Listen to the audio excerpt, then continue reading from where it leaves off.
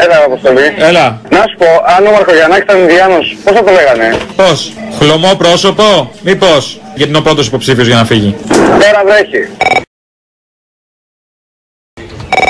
Ούτε μία κουβέντα για τη Μελίνα Μερκούρη. Κάνουνε το μουσείο. Αυτό το μουσείο ποιος το ξεκίνησε? Σημασία δεν έχει ποιος το ξεκίνησε, κυρία μου. Σημασία έχει ποιος θα μπει πρώτος μέσα. Ποιος θα μας βάλει μέσα. Ποιος θα γραφτεί στην ιστορία ότι μας έβαλε. Ένας άνθρωπος που έχει υπηρετήσει τον πολιτισμό. Ποιος είναι αυτός? Ο Καραμαλής, ποιος άλλος? Ποιος είναι αυτός? Είναι ερωτήσεις αυτές?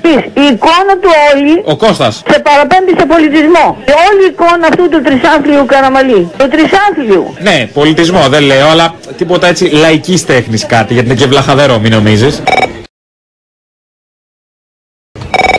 Ήθελα να ρωτήσω, εσύ που είσαι δημοσιογράφος, δεν μου λες? Το έχω αυτό το προτέρημα. Ναι, οι αγροφύλακες στο Υπουργείο Δημοσίας Τάξεως. Οι Rangers, είτε ζερνταμεροί των αγρών, ξέρεις. Είτε Rangers, είτε Countrymen. Δεν ξέρω, μάνα μου, μήπως θα είναι στο σου πω. Υπουργείο Γεωργικής Ανάπτυξης. Εγώ θα σου πω, οι Countrymen. Ζερνταμεροί των αγρών. Παλαιτολογική αστυνομία, ας πούμε, μήπως είναι στο Πεχοδέ. Ποιος είναι στο Πεχοδέ? Όχι, στο Δημοσίας Τάξης είναι. Στο Δημοσίας Τάξης. Παιδί μου, δεν τα έλεγε ο Βίρονας. Οι Rangers, τάπα. Rangers. Είσαι σίγουρος? Δεν είμαι σίγουρος. Τι, άντε έτσι τα λέω. Που φυτεύανε ρεβίθια μέχρι χθες και τους έκανε τώρα Countrymen. Ο μέλλον αρχηγός της αγροφυλακής, όταν αποστρατεύτηκε το 2003, ασχολήθηκε με τα χωράφια του. Και τώρα θα είναι σε μια καλή σοδιά 20 στρεμμάτων ρεβιθιών. Δεν θα ακούω καλά, μωρό. Οι γυναίκες είναι country women. Μπορεί.